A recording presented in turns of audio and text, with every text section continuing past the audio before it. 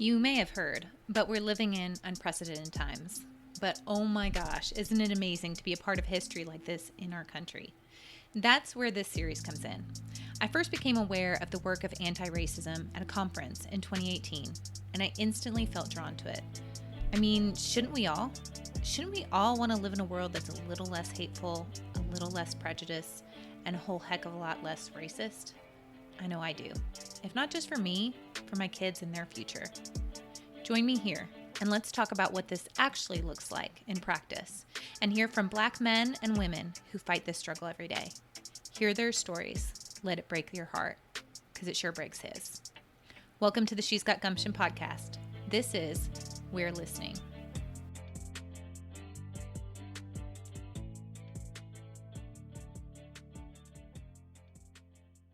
Hey guys, welcome to another episode of She's Got Gumption. We are beginning a series called We're Listening. First up are my two very good friends, Nicole Garza and Angela Cross. Both ladies attended Ponder Inn earlier this year, and we really connected even more than we already had. And I just couldn't wait to continue this conversation recorded for you guys to be able to hear, because we have had a lot of really great conversations over the last year. So here's the first in the series, my chat with Angela and Nicole. Guys, welcome to the She's Got Gumption podcast. I have two very special ladies on today, my good friends Nicole Garza and Angela Cross. Say hi, guys. Hi. Hello. Thanks for having me. Of course. So we had started, we've had so many really great conversations that I feel like should have all been recorded because they were so great. And I just want to revisit them. And I just want to, soak them in and be like, oh, you remember that time we talked about, first conversation I have to say that really was like mind blowing to me was the one we had over the dinner table at our first silent retreat. And I kind of wanted to take that conversation into what's happening today and expound on it for our listeners who don't really understand or who are just like now starting to learn about racial inequalities, racial injustice. Like I think over the last few months, people have been like, it's been turned up a lot more.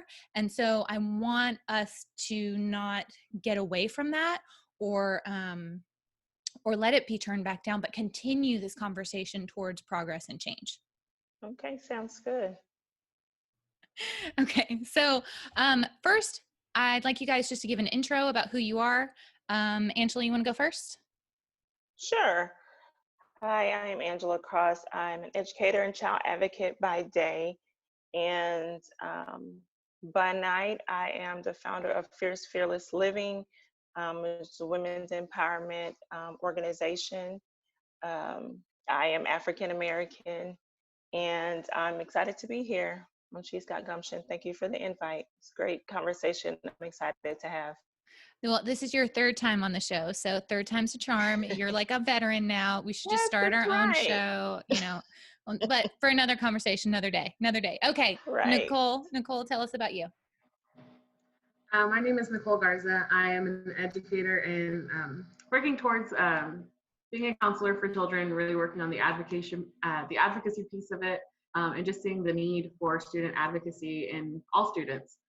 I recently did some work for equity, and that really opened my eyes to, my racial identity and what I identify as. And, coming from a Hispanic background, that was very assimilated to the Western culture. I didn't get a lot of my culture growing up. So, growing into this new piece of who I am, I identify as a brown Chicana woman. I don't consider myself Latina or Mexican. I consider myself Chicana, born and raised here in Texas. And that's part of my racial identity and how I identify.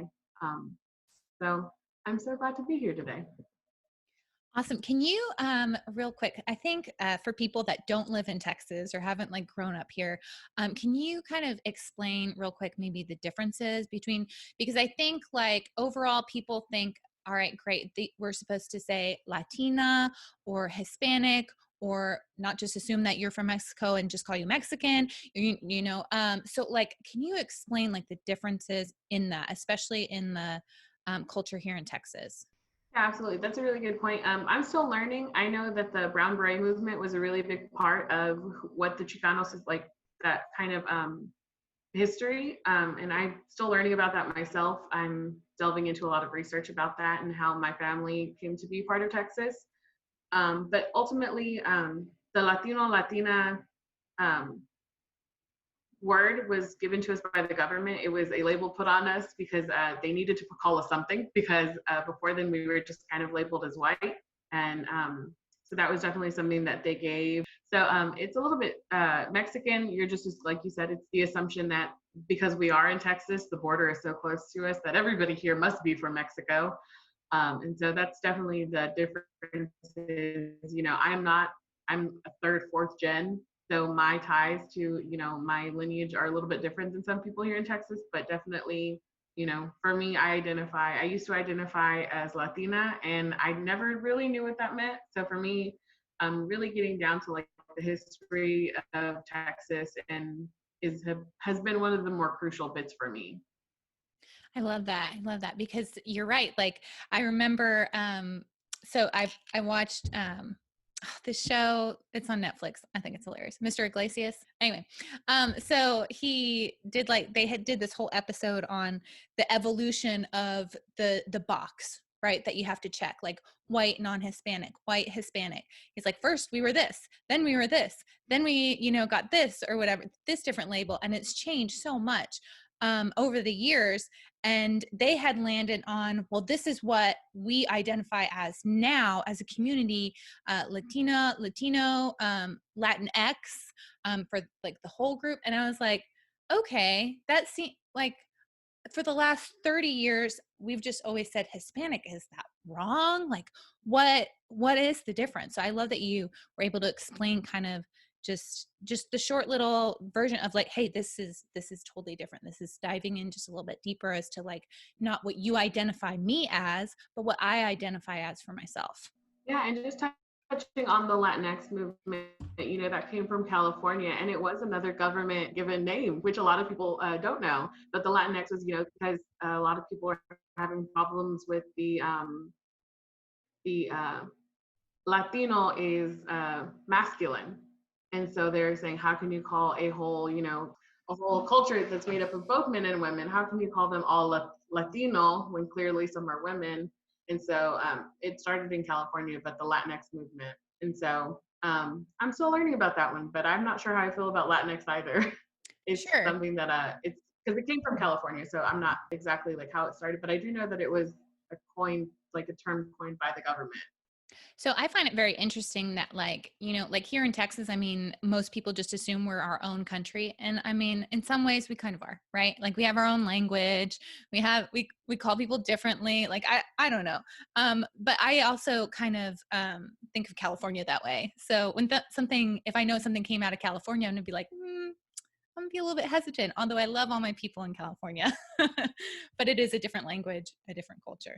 So next I want to jump into terminology and definitions of words that you may be hearing or that are coming up more. Maybe you've read some on the internet and you haven't Googled yet, or you've Googled and you don't understand.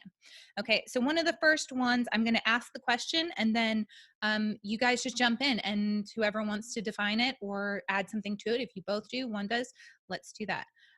What does the term white privilege mean? What is white privilege? To me, I would say it is um, the advantages that white people gain as a result, how can I word it? As a result of society we live in, and more specifically, I guess, our society where there's racism and inequality, because white privilege, may not be prevalent in other areas of the world, but definitely in American, United States, society where they're the majority, it tends to be, and there's inequality and racism and injustices towards people of color. I would say that they have an advantage as a result of this flaw in our system. So that would be my definition for it. I like that. That's good. Nicole? Yeah, and I think even kind of pushing further into what Angela was saying, I think it's not just the white privilege being that societal privilege that's unspoken of. You just automatically get it if you um, appear to be white. So there's Mm, also that white pudding, that off-putting that you are white or appearing to be white or putting hmm. in leaning into your whiteness. Yeah, yeah, Yeah, absolutely. I've heard that a lot more recently. That was something that I had learned, presenting as white. I was like, oh, I never really got that. But one of my good friends, she's a first generation Mexican American, and I mean, if she walks around, she looks like me, except she has green eyes, so she presents as white as well. Now, as soon as she opens her mouth to speak, she has a beautiful accent, and you're like, oh, okay. But walking around, Walmart or whatever, she presents as white, and I was like, oh, I never thought about that. It's actually prevalent in the African American community as well. Those who are descendants of, which many of us are now generations later, but who are, I would hear stories of those who were um, children of a slave master or a slave owner Mhm. and a slave who were, biracial basically, but because they could pass as white, Right. they would um, go about society so that they could be free to live as whites and would continue to try to marry whites so that the offspring would continue to get lighter and lighter and more, um, Caucasian, if you will, so they can fit into society. So yeah, community as well. I had only started to realize that in the last few years, probably about 5 or maybe even 6 years ago now. A good friend of mine, uh, she had, I want to say 2 or 3 biological children and then adopted like 9 more. And one of her daughters was Marin's ballet teacher. And she was like, well, Anna is half black. And I was like, really? Like she looks just like me, she looks like she just has a year-round tan. Maybe she goes to tanning beds. I don't know, but dark hair, brown eyes.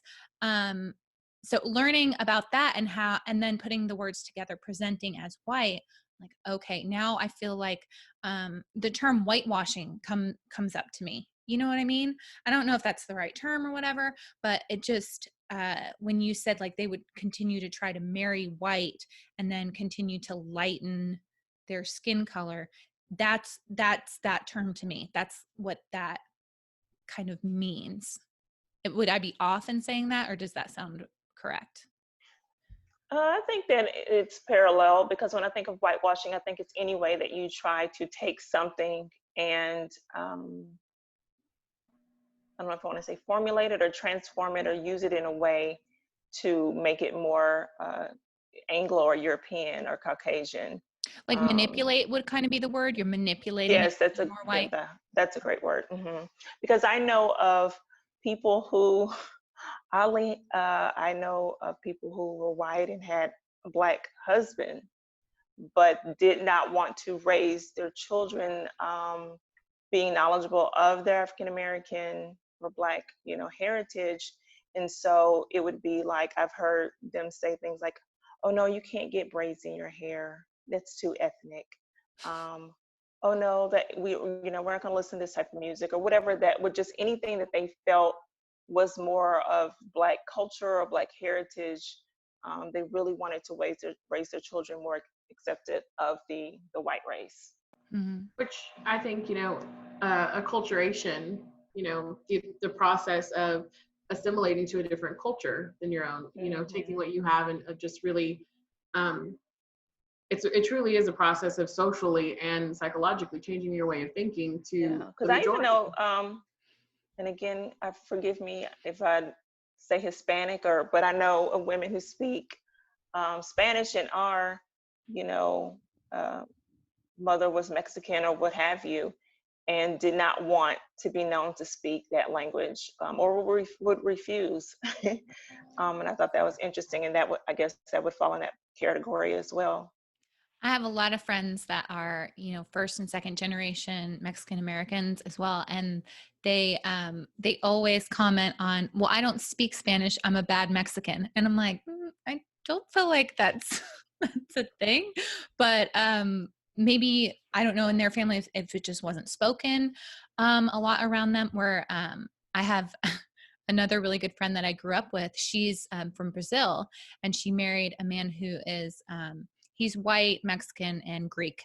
And she taught her kids to speak Portuguese from a very young age, which made it very confusing for him, because of all the three, cultures that he'd been raised in, Portuguese was not taught to him, so he couldn't understand his kids. But I also understood she wanted to pass on that culture to them, although it wasn't helpful for the language barrier between the parent and the kid. And kind of touching back on what like you were saying about like I'm a bad Mexican, like Robin DiAngelo in White Fragility did a really good job of painting like the good bad binary, which kind of focuses in on like this. It's almost like a paradigm of like it's almost sometimes we put it on ourselves too. Like for me, I think I don't speak Spanish very well. I've had to learn it in my adult years because my family didn't speak it growing up. But like, there's that good bad binary of like, even when you bring it, like the microaggressions you bring on yourself, like, oh, but I can't be racist because I'm a good person. Or, I can't have a bias because I'm a good person. But the people who are outright doing these like acts of hate, they're the bad people. So like almost justifying some of the things that we like tell ourselves, and sometimes we hear other people say, trying to justify them. Can you define the word binary? Like in terms of like the good bad binary, what would you kind of put that in, just like a, I don't know, more layman's terms? How would you define that? So after reading the book, I've researched a few articles. After reading it's called White Fragility by Robin DiAngelo, who she is a white woman, and she, it's her perspective on it. But she talks about how the good bad binary paradigm is essentially like the people who are really harboring like these hate crimes or these outward acts of racism or bias are the bad people. Like they're bad, they're implicitly being bad. So like, of course, they're racist. But the people who are kind of making like these microaggressions, and they're like, making these jokes about, other people's races that are doing it more lightly. No one can see my air quotes, but I'm air quoting y'all. Lightly, making these jokes, they think, oh, well, I can't be racist because I'm a good person. And almost justifying. Yes. Okay. So it's that good bad binary of, and I think that's sustained racism.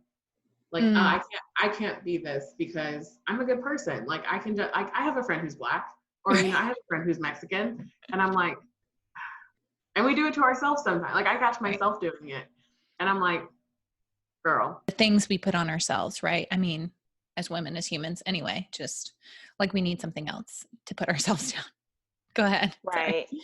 I was just going to say, yeah, because when I think binary, it's like of having two parts. So it's almost like this duality that is within us to find something that is good. Because I get it, when you hear the word racism, it's cringe. It's a guilt trip initially.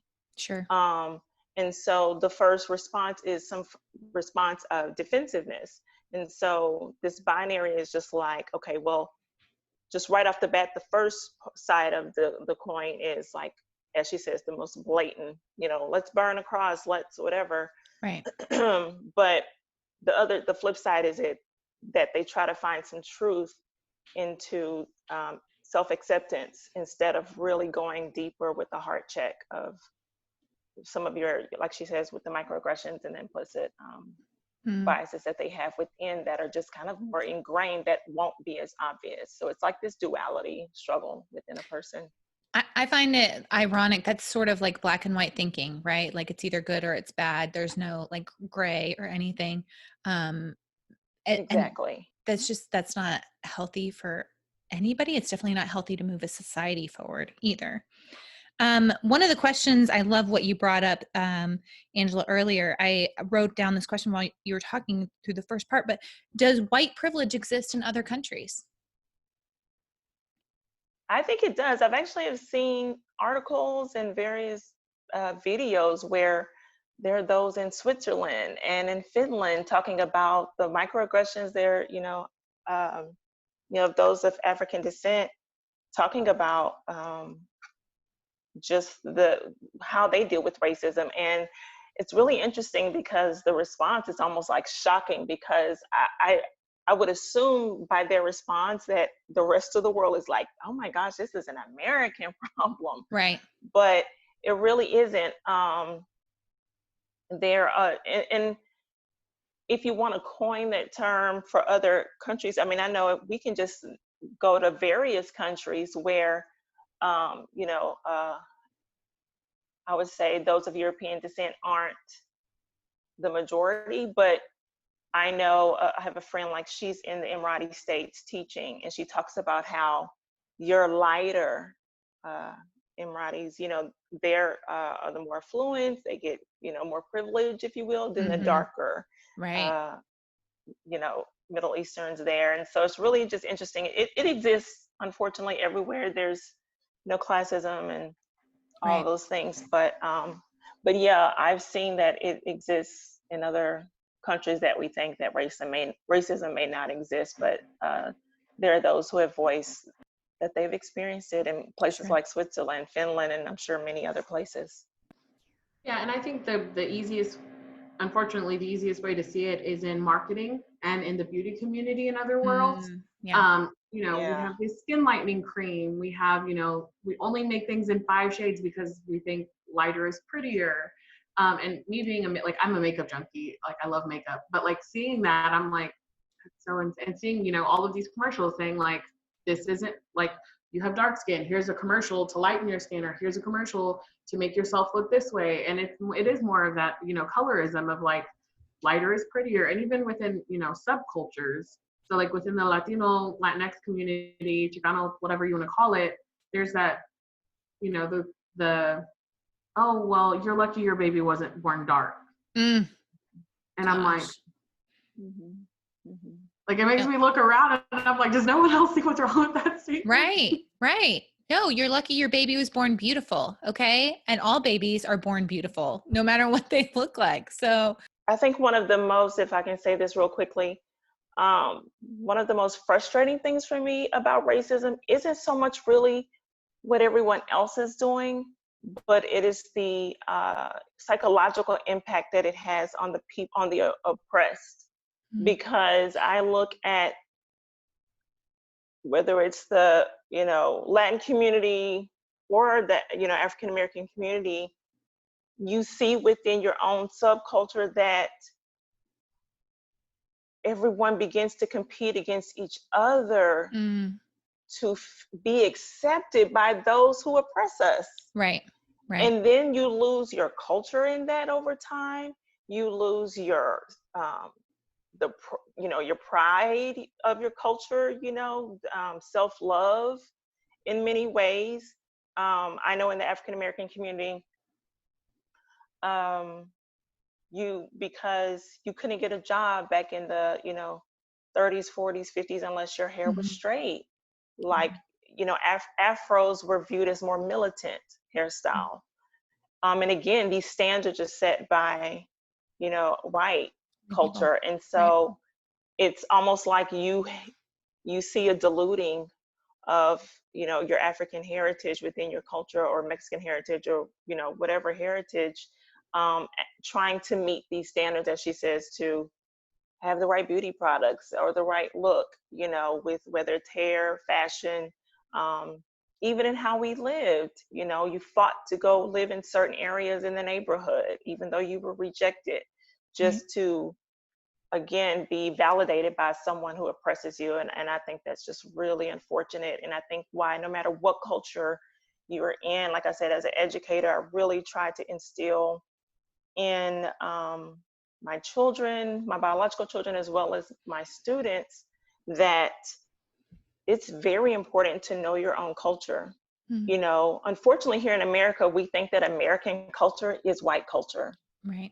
And it's not. Just about everybody's immigrants, child. So you need to be able to, I teach even my white students, like, go and ask your parents, are you of German descent? Are you Ireland? Are you Irish? Are you, you know, from Finland? Like, you're not just, I'm white. You know what I'm saying? Like, Right. I think when we begin to even teach white children that they have a specific culture, they have a specific heritage, then it changes the mindset that, we're Americans. Yeah. That's not a race, Right. you know? And so it begins to shift the dialogue that we're all immigrants, Right. and we have a heritage and we take pride in a heritage just as you has a heritage, and we can learn from each other's culture. Right. And if I can add really quick, for me, identifying like what the term race means, over the past year, I've been working with a lot of like diversity training. And so race is for me, like this is just when I think of race, and I think it really fits in what Angela was saying, was race is constructed of the 3 C's: color, culture, and consciousness. So kind of like Angela was saying, like being conscious of like, where are you from? Like what does that look like? As well as like your physical color. Like I know that my experience as like a brown Latina might be different than my niece, who is very light. And that's something we've had to talk about. Like she was like, so you're telling me like my experience might be really different than yours. And I was like, if they didn't hear your last name, they might not know that you were like, Gabsta is very Hispanic. I was like, but if you just, and she was like, that makes a lot of sense actually. And so like having to like see like consciously how you feel, like how you identify, and then being able to say like, I know that I am a brown skinned person, like my experience is going to be different, and being conscious of that. Mm-hmm. Because I think if we're not conscious of it, we lose a lot of, the perspective, which is something I'd never thought of up until like I really started doing the work of, trying to figure out who I identify as racially. Right. I love that you talk about the work that you've had to do personally to figure out your identity instead of letting someone tell you who you are, right? Or put a label on you. So thank you for sharing that, because that's so important. I think of this conference I went to, which was mostly garbage, but for like 10 minutes, this one woman spoke about her work in anti-racism. And ironically, that was the part of the conference that they cut out to put online because they didn't like what she had to say. I loved it. And she told us that she's speaking to an audience of mostly white women. And she said, you need to separate, or what was the word you used? It was a much better word than separate, diverge or divorce or something from whiteness. And I was like, sign me up. How do we do that? And she started talking about, talk about your heritage. Instead of checking white on the box, check other. You're German, you're French. For me, my people have been coming over to New York mostly since the mid 1800s, and from escaping from countries that were that they had to go through in order to be able to get here because they were under persecution in Germany, or they were slaves in Ireland, or whatever, wherever my very mixed background comes from, and being able to identify with that and learn the culture of that. In England, where where most of my heritage comes from, is Wales. So I'm like mostly Welsh, and even the Welsh people in England have had such a weird and different dynamic from the rest of the country. So learning that, being able to understand that, helps me figure out who I am. Right? Why do I have like these certain drives and passions inside of me, not only based on, who I was raised by, but like the people that I came from, the like renegades and the people that like stood up against oppression and things like that, and help me formulate and understand more fully and accept who I am as a human being. Right. And I think that's so important for everybody to learn. Yes, I agree. I think it's very beneficial, especially when I see my students get really excited when they do the homework of it, because there's this thing that I just feel God innately puts in us, to want to be accepted and to have a sense of identity. And I think that just goes along with it. It's more than just we're 4th of July and an eagle and American flag, and it really goes back to, like you said, like this group of people, what is their history, what did they accomplish, and I'm a part of that. There's a whole, they spoke a language, they had a certain rituals and the way of dress, and I've just seen, my white students really get really just benefit and have a sense of pride of just being Right. able to say, well, my grandfather was this and my, grandmother was from there, and really understanding that identity. And I think it also subconsciously just does something where we tend to accept, when we have a global mindset, then we are very much open to other cultures. And that's one thing that I think America lacks from other, people from other countries. They Mm. already have this global mindset, whereas we're kind of more like, we're at the top. And, Right. I just think that, I mean, I'm like all for patriotism, but somehow us, using this term of melting pot has tend to hinder us, Mm. instead of really saying like, no, we are collectively this rainbow of people that make up America from various parts of the world. And I think just having that global mindset just really becomes more inclusive, Mm. and that needs to happen more. It's a good word for that. And I love that you used melting pot, because if you think of the image of, like, say you take a bunch of crayons, right, and you put them in a pot to melt them, they all become this one color. Yes, exactly. And it And doesn't usually not an represent. appeasing color. No, not Sorry. even. It's usually brown, right? Like it's Right. like a dirty, I don't know, like it doesn't, it's nothing, it just gets rid of all the other colors that went in there to make it up. And so yeah, I love that image too of just the melting pot. Okay, second term. Let's talk about what is a microaggression and implicit bias. I'm gonna have to definitely push it to my uncomfortableness because I don't know the actual terminology, but I can give you an example. That's even better. Yes, for me that is the most beneficial. And just kind of like tagging onto what Angela was saying earlier about like natural hair. Over the past year, I had a student actually. She was Puerto Rican mixed with something else, and she had the most beautiful, like very tight, kinky, curly hair. Mm-hmm. And she was like, I want to straighten my hair, Miss Garza. And I was like, no, it's so No. pretty. I was like, don't do it. And she was like, but you straighten yours. And I was like, ooh. And so that's actually the reason why I wear my hair natural now, because she was like, I won't straighten it tomorrow if you come with your hair curly. And back then it was like garbage because I had straightened, and when I came the next day, she was like, I thought you said your hair was curly. I was like, it was. I was like, but because society told me my hair wasn't pretty growing up, like people were like, oh, your hair is like unruly, or, you look prettier with straight hair. I've heard that my whole life. You look Oh prettier gosh. with straight hair. So when I started wearing my hair naturally, people were like, oh, like I would just get very funny looks. Like it wasn't as professional. It wasn't put together is what I heard. And so even when I started wearing my hair naturally, every now and then I'll like straighten my hair and people are like, oh my God, like your hair looks so much prettier like this. Why don't you do this? And I'm like, I don't even know if they realize they're making a microaggression at me, because Sure. like me having to figure out like that my natural hair, that my mom had, my dad had, like whenever he grew his hair out when he was younger, he had really naturally curly hair. And so like my grandmother had these beautiful curls. And so that's part of like that's part of my culture, is this like beautiful curly hair, but we don't talk about it.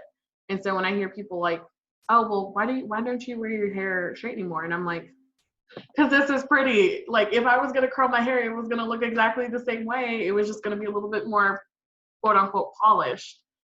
And I love so your girls. thank you. It has been a journey for me to get to love them, because when I first started, I really did feel ugly, because I had this mindset of my natural hair wasn't pretty or good enough. Right. Because that's what society told you. That's what even individuals, even your, quote unquote friends would tell you look prettier when which as a girl, don't we all want to look prettier? Right.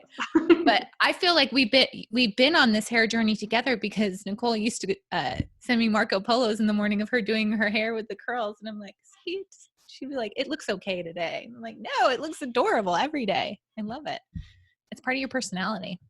Yeah, and yeah, now I like when I do my hair straight, I'm like, ugh, it's ugly, it's so flat. But like for me, I had to embrace the fact that like people are going, and this is just like a minor example of what a microaggression looks like.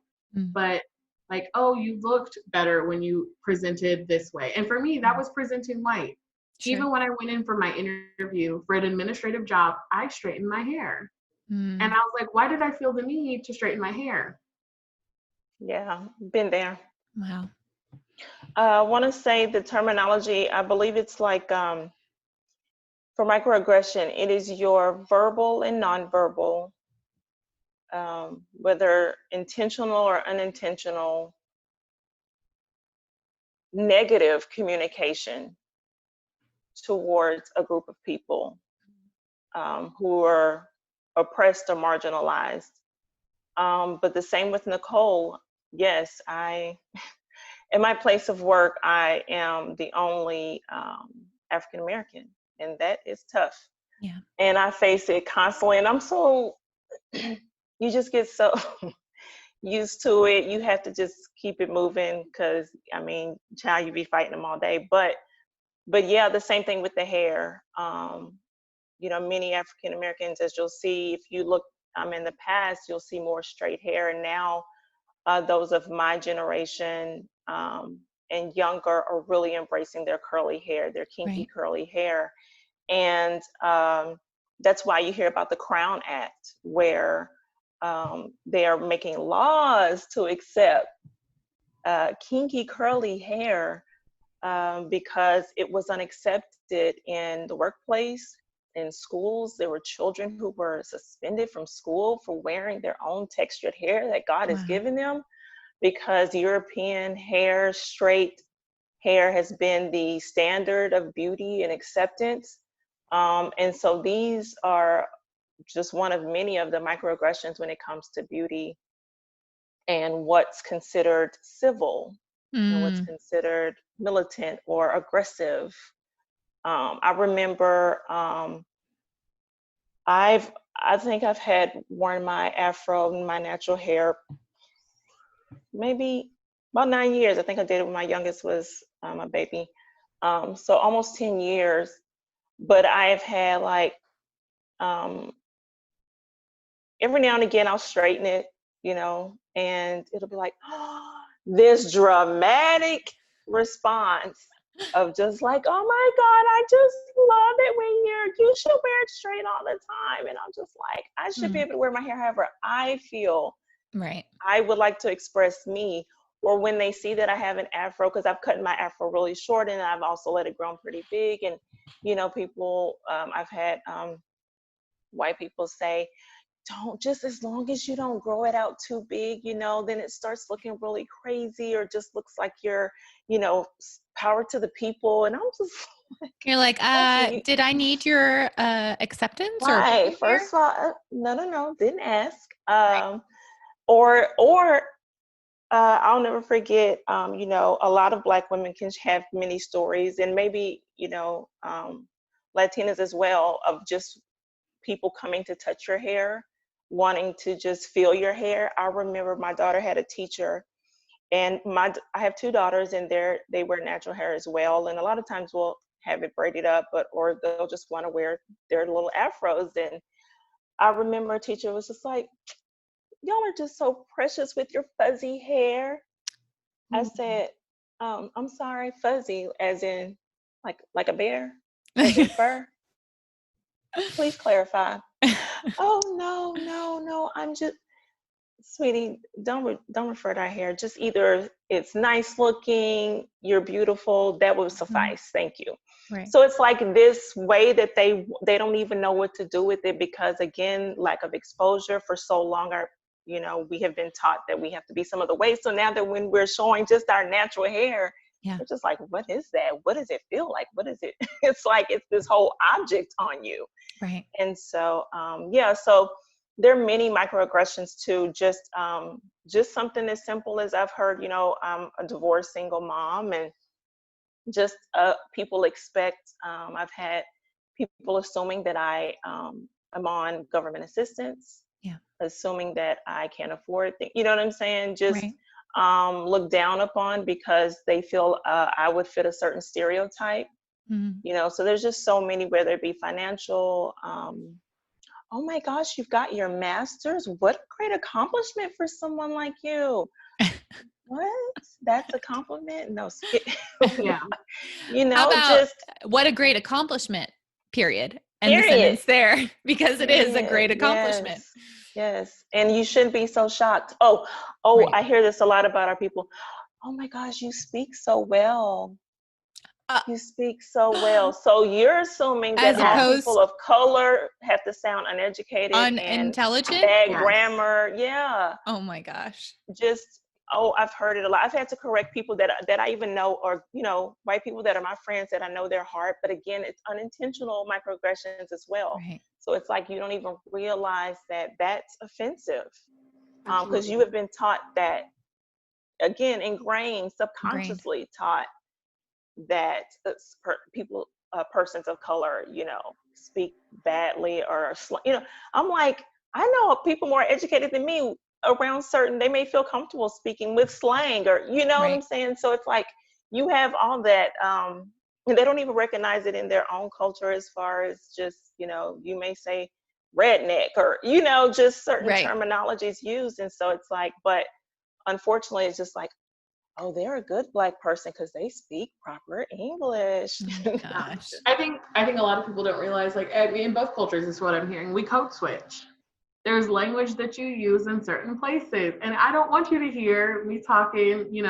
Like, I don't want you to Because hear I my know home that you language. already perceive me in a certain way. So I have Okay. to conform to this environment because Right. I You're know I code will be switching. judged in a certain way. And so I tell people all the time, oh, if you saw me at work, you would be like, this is interesting. I don't feel I can fully be myself at work. Sure. I'm not, I would say the essence of who I am, I don't suppress, my character and the essence of my personality, but I can't fully relax into my true self as I would in other circles that I'm more comfortable with, just because I know that I'm already perceived in a certain way. So I almost have to overwork to Right. present it an even higher self, which is so exhausting, Sure. just to be accepted. Oh no, and I'll never forget, I ran into a coworker, a white coworker, and her daughter, and she was like, I was like, oh hey, so and so, and she's like, oh hey, and then she literally, I kid you not,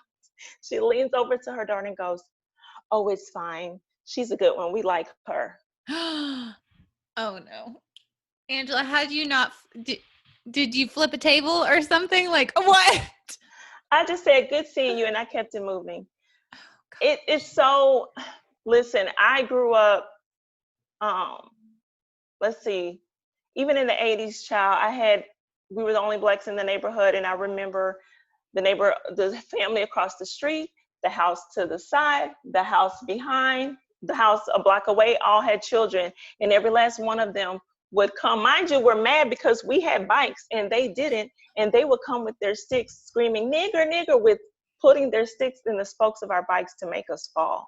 Oh my gosh. I mean, this is something that is so second nature to me, that you have to just grow up with the thickest of skins. And so when you hear stuff like that, even in the workplace, even as someone you have to see every single day, you just can't let it get to you, or you will.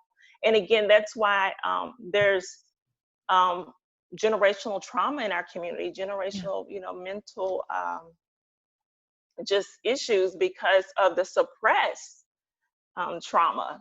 Because day after day, imagine day after day, moment after moment, dealing with these things, who people really unintentionally think that they haven't done or said anything wrong to you. I was having a conversation, and this is something that I mean, you talked about, like, this is just what you've had to deal with, grow up with, that kind of thing. And I remember having a conversation with a friend a couple of weeks ago, and he just kept saying, this is just the world we live in. And I'm like, but aren't you tired? I just Yes. don't feel like this is acceptable or this is okay. Aren't you tired of that? Yes. So how do we move forward so that our kids don't have to deal with that, so that your kids don't have to deal with that, so that this is a non-issue? You know what I mean? What are the steps of progress that we can take forward?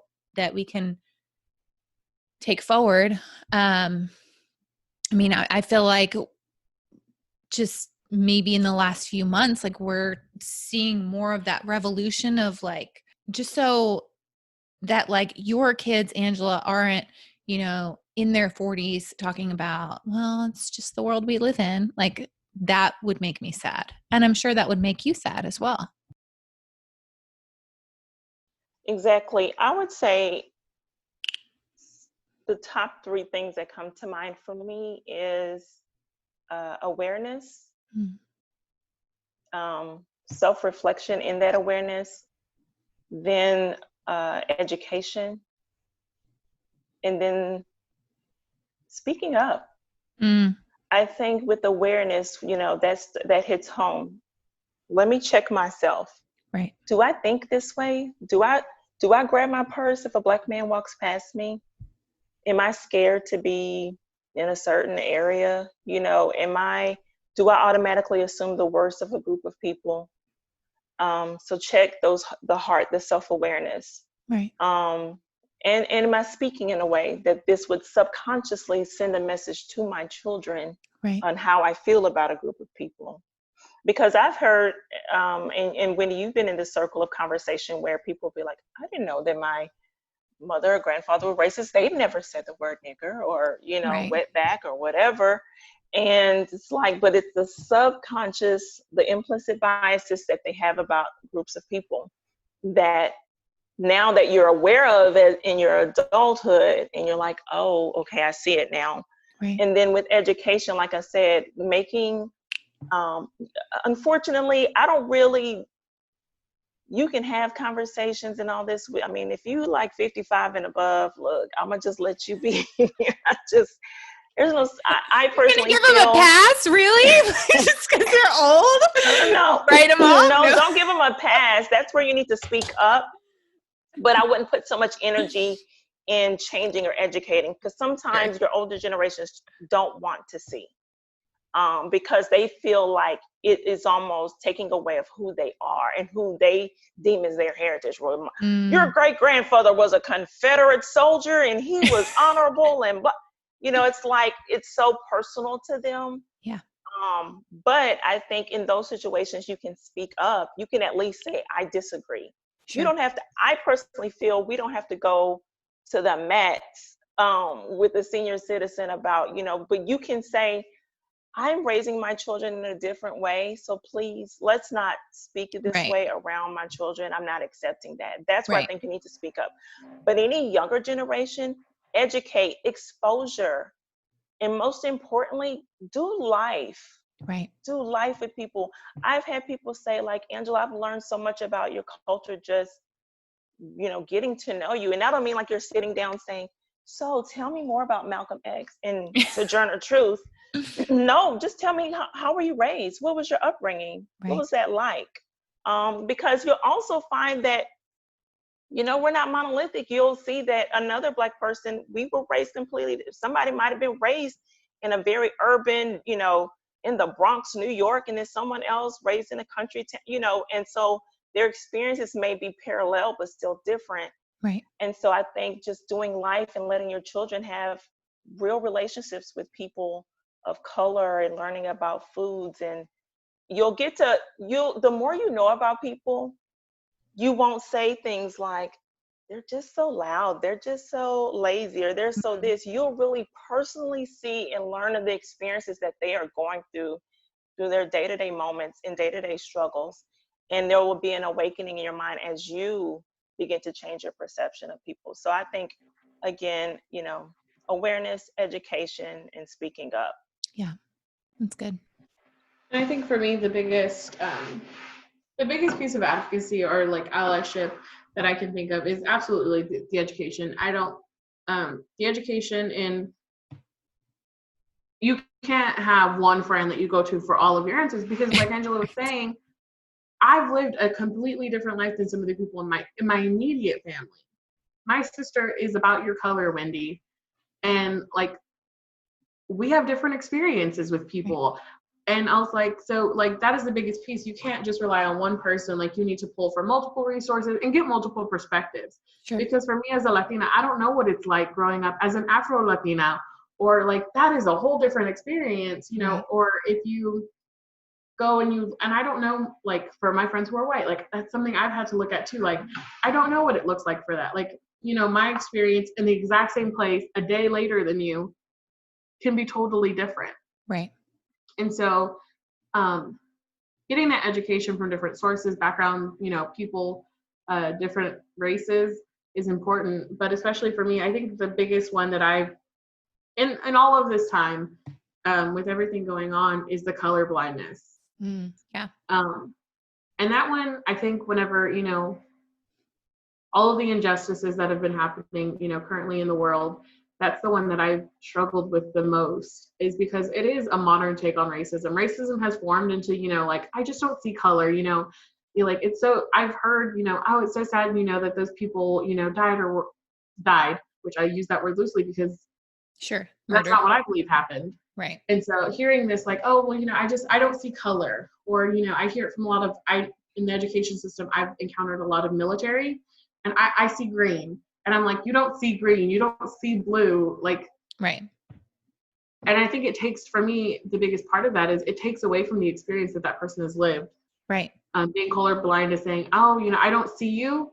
For me, if someone doesn't see me, they don't experience a brown Chicana woman living in Fort Worth, Texas, that is known for being, KKK Central. Literally, we're memorializing a building 10 miles away from my parents' house, which is insane to me. And so, like, saying you don't see me is saying you don't see the experiences that my ancestors had to get here. Right. They don't see that we were pushed to the north side because that was the only place that wasn't, fully occupied yet. Right. Or, you don't see me, or if you do see me, you see me as, oh, she's Latina, so she has a bad temper. You say that, I'm about to get a bad temper. Like, if you're asking for this, I'm going to give it to you. Or so, and if you don't see me, then don't comment on the fact that I need to go back to Mexico. Like, or we're in America, speak English. Yeah. If you don't see me, you can't, if you don't see my color, you can't make those comments. Right. Right. It's almost like the get out of racism jail free card, if that makes sense, right? Where it's like, oh, well, I don't see that. And I just think, man, if you don't see color, then God really wasted his time making everybody look completely different. Because do you also not see the blackness in my hair, or, the green in your eyes, or, I mean, or the flowers? Like, let's just comment on like something really simple in creation. Okay. And you're right. It's just used as one of those things of like, I can just say that so that it gets me out of admitting that I have racism in my heart, and out of the heart overflow, through the mouth. So yeah, I love that explanation. Sorry. I think also for me that something that piggybacks off of Nicole mentioning color blindness is the term tolerate. That's a good one. I know that I have a friend, she spent over 20 years in human resources, and we talk about, because she does a lot of diversity training, and we talk a lot about, how, like, most importantly, like, that needs to be corrected in the workplace. And so there was a movement back, I would say like your 90s, maybe late 80s, 90s, of this movement of diversity training in the workplace. But it was all, the foundation was tolerance. And so we've got to move from tolerance, because tolerance to me has more of a negative, tone to it. It's like, I don't really like you, but I'll quote unquote tolerate you. I'm going to just tolerate that you're here, tolerate that I, grin and bear it type of ideology to it. So I think when we say inclusive, then it says like we're accepting, and even more so past inclusive, once we can get inclusivity down, I think we need to move to celebratory, because, I like that. but I think with our children, we need to start with celebratory, because, I watch children, like, they just, y'all have seen it, the kids, they don't care what color the skin is, they just, that's their buddy. they'll want to be like them and dress like them or whatever. And I think when we start with that heart of just like, yes, they are different. I'll never forget, as a part of my internship, I worked at a daycare, and it's the only Black staff there, a majority white kids, and we were doing like a round, sitting on the carpet, round reading, and I was reading aloud to them, and this little white boy is so adorable, blonde hair, blue eyes, was just looking up at me, and he would always just stare at me, would just be very interesting. And so I'm sure he's thinking like, I've never seen anybody like this, but I'll never forget, I was reading, and just out of the blue, he licked my arm, and I was like taken aback, like, well, why did you do that? I'm like, why did you do that? And he's like, I wanted to see if you tasted like chocolate. Oh my gosh. I was like, oh my gosh, my heart melted. I was like, I do, don't I? Yes. And he was like, yes. But you know what I'm saying? Just like innocent curiosity, and so I think once you're teaching children of the adults, you're going to have to go more with inclusivity. Like, we're different, but we need to include each other. We need the way each other think, the way each other. I mean, look at like the movie Hidden Figures. You know what I'm saying? They needed her mathematical mind to solve a world problem. And so, but with children, if we can start them out with celebratory, like, look, we're going to dance, and we're going to learn their language. We're going to learn, just celebrating it, then they grow up with saying, this is okay. This isn't something that I have to be afraid of, and their heart will already be open to receive it and really to speak out against. That's why we see a lot of the protesters are young kids, because they are just like, this is wrong. And they have that heart, that child's heart that is full of compassion and understanding and acceptance, Never lose that. The child's heart. Absolutely. Even in the Bible, Jesus says, let the little children come to me. Never lose that child heart. Yeah, absolutely. And I think the biggest part of like just being an advocate for children is the behaviors we're teaching them. Right. Behaviors are taught. Hearing what you're saying, Angela, just making sure, like we've talked about it a little bit a while ago, those implicit biases that we have, or we might not even realize they're there when we make comments, or like you would say, we might not even have known that our grandparents were racist. Right. Recently, whenever everything that's been going on in the world, my dad made a really racist comment whenever people started protesting. And my heart sank, and I was like, I didn't even realize. But looking back, he had made so many comments my whole life. Right. And I was like, I didn't even know that my dad had these feelings towards, people who were Black. And for me, I was like, thank goodness that like that didn't rub off on me. Right. But hearing him say that, I was like, I about flipped my lid. But I was like, thank goodness that you didn't raise your kids to be this way. Because then I looked at it, I was like, my sisters have always had people of color in their lives. Like, so I remember them bringing some of their best friends home who looked nothing like us. Right. And I was like, how was my dad, like, what happened? Like, did he just get old and senile? Well, he's not senile, but like, did he just get old and just decide that he wanted to not let his like filter run anymore? Like, it's a sad day when you realize your parents are human. Like damn, you're just as much messed up as we all are. Damn it. But that's even in my culture. I've had to correct older African Americans who will say things like, oh, I just wish they would speak English. First of all, honey, like, what's our language? Where is it? Because I need it right now. Okay. Right. So I try to remind them, like, no, that is who they are. That is their culture. Like, ours was taken from us. Imagine what we would be speaking other than English. Let them embrace it. Absolutely. And I recently learned that America actually doesn't have a national language. Did y'all know that? Interesting. I didn't know so that. We can't say that you're in America, speak English. Baby, you in America, you can speak whatever you want. Okay, that's you also, can speak alien. Exactly. If you go anywhere, things are almost always written in multiple language now. Right. Like, if you go anywhere. And that's why I'm like, the biggest thing for me is like, whenever they tell me this, like, not me particularly, but when I hear people like, you're in Texas speaking English, I'm like, bruh, everything here in Texas is in Spanish. Yes. Yes, habla Yes. español. Get it See. together. Yes. See. Oh man, And growing up here, I've been here, it's officially 30 years, ladies. Okay. I've been in Texas. I know. It's a big deal. I I've picked up a lot of Spanish. I can't really speak a word of it, but like I can understand what you're saying. I can't talk back to you, but I can understand what you're saying from what is that, osmosis? Like you just have absorbed it so much that it's in you. You're like, yep, exactly. She shouldn't be wearing that. You're absolutely right. You know, like I can have those conversations at least And I halfway. even try to encourage my Hispanic students who don't know it to learn it. I'm like, no, Sure. first of all, you want this stipend, okay? Yes. You want this bilingual pay. Yes, Second of exactly. all, you know, I try to tell them like that's a part of who you are. Tell your grandmother to teach you, tell your parents to teach you, you know, and I get it. There's this thing of like, again, that culture, they're wanting their children to fit in more and they're wanting them to exceed more.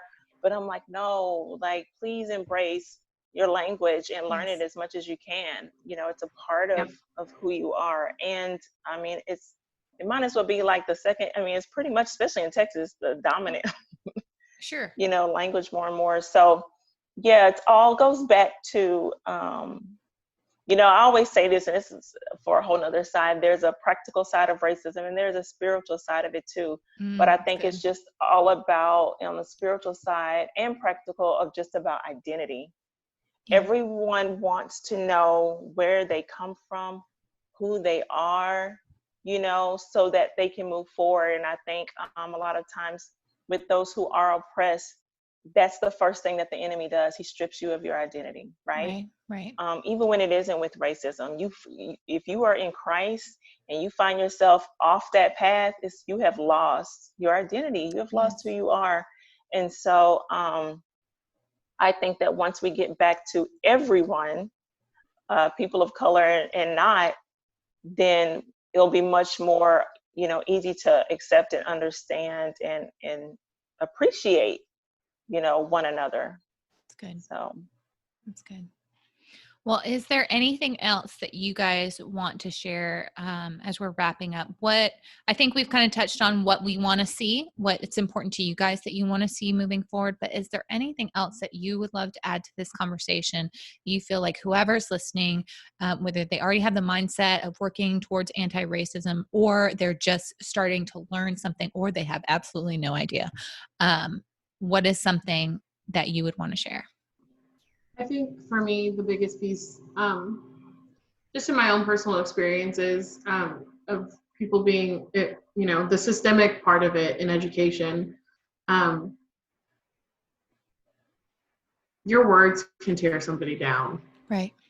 You know, I remember being in high school and someone telling me that because I was the first person in my family to go to college, that community college might be better and I probably wouldn't fail.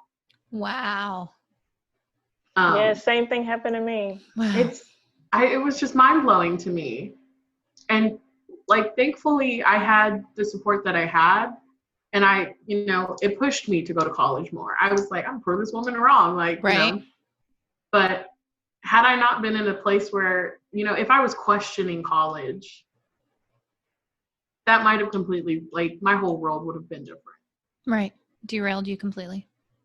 Absolutely. And so even, you know, just be quiet. If that's someone's heart, if that's someone's need, you do not have to speak. Right. And it truly is that, you know, if you don't have anything nice to say, don't say anything at all. I think right. it applies in this situation more than ever. More than ever. I love, this morning I was reading, I'm reading through Matthew, and the scripture that I read was when the Pharisees were like, oh, how come your disciples don't wash their hands before they eat or whatever? And he was like, you don't need to be worried about what they're doing, okay, with their hands or what they're eating either. Worry about what comes out of their mouths, because that is from your heart. So if your heart is not in the right place, then something nasty is going to come out of your mouth. Absolutely.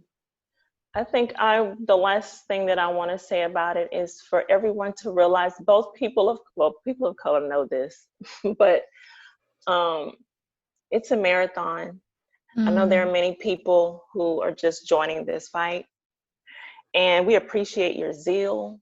We appreciate your passion, but know that this is a process. I mean, it's at least for African Americans, it's in the United States, it's a 400-year process. Sure. And so don't lose heart in it.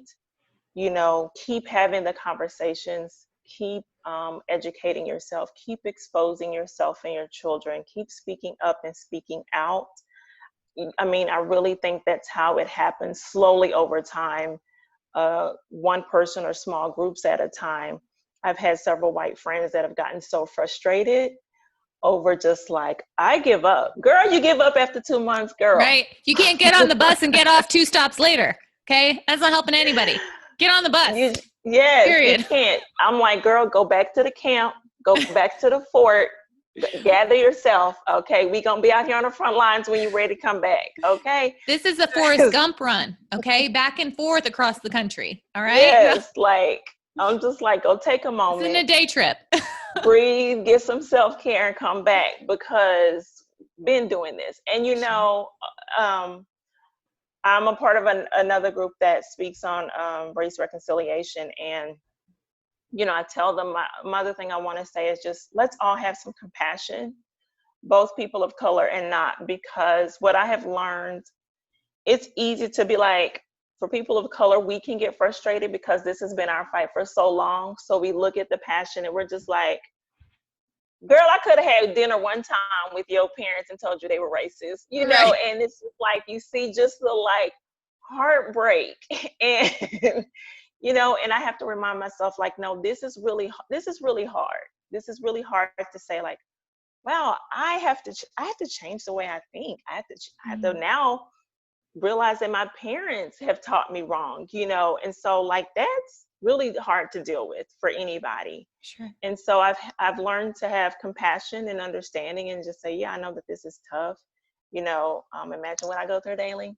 But at the same time, I want them to have compassion for us, you know, and to remember it's not a black and white thing. It's so many gray areas. It really is. And so just have compassion for yourself, have some grace for yourself as you learn, as you get so discouraged, and then go breathe and come back and be encouraged and fight again and fight more. And so I really appreciate those who, like Wendy, our allies, who are really speaking out. I just really can't. I mean, I get emotional sometimes thinking about it, because I remember being in like high school in different situations where my friends fled, you know, I was left alone so many times because they could not handle the pressure of standing up and speaking out. They wanted me to know that they didn't mean to, they just didn't know. And of course, then it just rocked my world. I understand it now better, but I really appreciate those who are willing to be uncomfortable with us. Right. We all have to first, I feel like for anybody to get some comfort and some freedom, we all have to be willing to be uncomfortable. It is a hard conversation. It is a hard process and actions that we have to take. But if we can get past this hump and iron out these kinks and be uncomfortable for a while, then we can all kind of exhale later, is what my really hope and prayer is. It's almost like the word I had was rhythm, right? Like we need to find, like, be okay with that first awkward, weird start conversation thing that makes absolutely no sense. You're just trying, you know, and then keep practicing and keep going. It's like when you first pick up drumsticks, right? I don't play an instrument, but whatever. It's like, it's a mess, right? You sound terrible. You're just like everywhere, all over the place. But eventually you get into this rhythm of, I practice enough and I can do. And so like when somebody says something, like say me and Nicole are somewhere and someone spouts out a microaggression or whatever, and be like, you can't say that, you know, and then just and just keep it moving. Like you said, I love that. And be totally comfortable in doing that, because you've already practiced doing it for so long that it now becomes this natural part of our world and society, which is kind of what we all want, right? Is this to be the norm, the practice. But Yeah. we have to be willing to sound awkward and weird at first. So Absolutely. Yeah, it's definitely, I think the biggest part that I've learned in all of this, especially coming from like, I'm well aware that I've lost a lot of my culture because we put it on the back burner for so long. But being aware of like, you know, it is okay to accept and expect non-closure. okay. Like you can have a conversation with someone, and like Angela was saying, if they're 55 and up, like you're gonna be sitting there talking to that wall for a while. Accept it and expect that non-closure from them. Like you're, Right. you know, you planted that seed. We, you know, we always talk about planting seeds. You know, with my dad, I don't know if when I corrected him and I was like, you can't use that word. It's not acceptable. Right.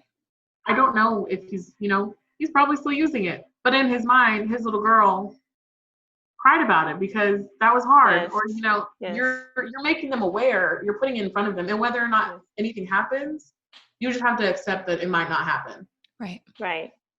And I think if nothing, if you can't change them, the least you can do is teach them how to be around you. Right. That's inappropriate. Oh, that's honey, you so can important. go behind closed doors and like burn a cross if you want to, but around me, right. You're not. Right. So that's what I try to tell my friends who are white or whatever that feel like their parents or someone in their family is racist. I'm like, don't go in there trying to give a MLK speech. Right. It's not gonna go over well. But what you can do is just simply say that's inappropriate, that's unacceptable. Don't speak that way around me or my children. And keep it moving. You don't have to have a full-on debate. You don't have to have your data set up. It's like pie charts. No. Because what I have found, exactly, people who want to change will change. Right. It won't be that hard. So like Nicole said, plant the seed, speak out, and keep it moving. Y'all could be playing cards. Oh no, that's inappropriate. Okay, oh no, boom. Like it can be just as smooth as that, because that's how I have learned to operate. I'm like, that's inappropriate.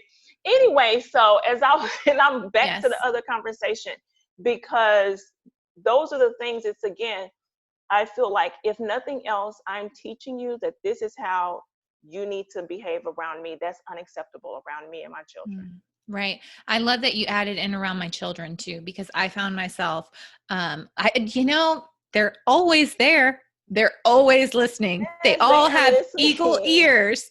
And I don't know how many times in the last like weeks, months, or whatever, whether my kids are there or not, like I'm going to call out something as it is. Like, well, you can't really say that, in one breath. And then in another also say, but I'm not a racist. But you are, because the first doesn't match the latter, Right. Or something inappropriate, even just like a slur against, the LGBTQ community. No, I'm sorry. You can't say that in front of me or my kids, because they're learning. They're always learning. They're such sponges. Right. We are always teaching them. We're either teaching them the right way or the wrong way, no matter what. And most of it is subconscious. That's why I say this ingrained, this underlying implicit bias of racism is the hardest to fix, because it comes from the subconscious. Got to do better for our children. So yes, I'm so excited. This was the conversation I wanted to have a year ago, and I didn't have like the people to talk about it, or I love this. So this is like a dream come true conversation for me, because we've had so many over the last year, just us alone.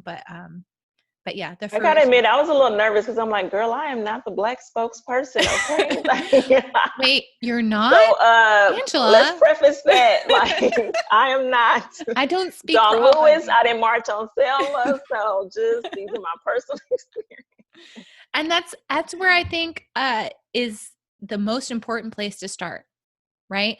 Your personal experiences. Yeah. Like you said, hearing from your friends, doing life with people that don't look like you, don't come from the same background as you, all grew up differently. It's how we learn from each other. And so, so yeah, I love that. I love this. Thank you so much, ladies. Y'all are the best. Oh, thanks for having us.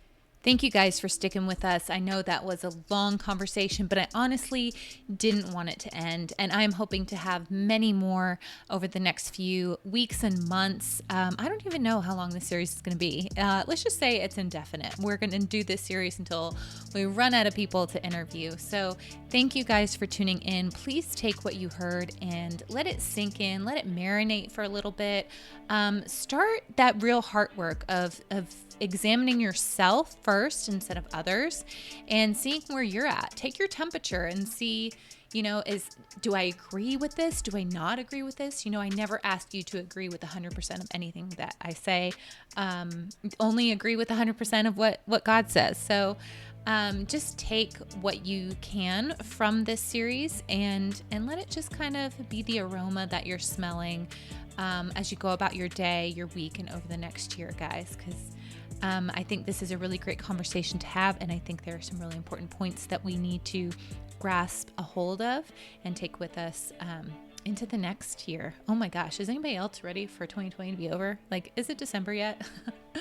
Well, thank you guys again for tuning into the She's Got Gumption podcast and for listening to my new series, We're Listening.